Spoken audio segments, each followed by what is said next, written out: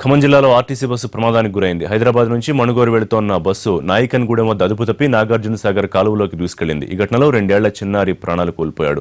మరో 15 మందికి గాయాలయ్యాయి. వీరిని ఖమ్మం ప్రభుత్వాసుపత్రికి తరలించారు. గాయపడ్డ వారిలో ఒకరి పరిస్థితి ఆందోళనకరంగా ఉంది.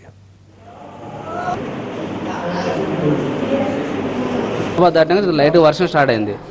స్టార్ట్ అయినాక 2-3 సార్లు నిద్రలో ఉన్నాడు డ్రైవర్. నేను ఫ్రంట్ సీట్లో ఉన్నా, సైడ్ సీట్ ఉంది, పడుకున్నా.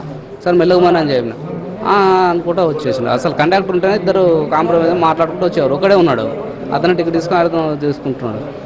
వస్తున్నాం సార్. వస్తుంటే ఇప్పుడు ఇక్కడ ఒక బ్రిడ్జ్ మా పాలేరు దగ్గర కాలువ వస్తుంది సార్. అక్కడ కాలువ దగ్గర నుంచి వచ్చినప్పుడు సడన్లీ నిద్రలో ఉన్నాడు, క్రాస్ చేశారు, బ్రిడ్జి కొట్టేసింది. పైన నుంచి 3 పళ్ళలు తిరిగి వచ్చింది సార్ కిందికి.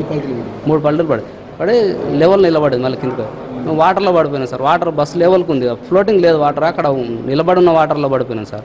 ఒక బాబు చనిపోయాడు, చిన్న బాబు చనిపోయాడు. మేము మ్యాక్సిమం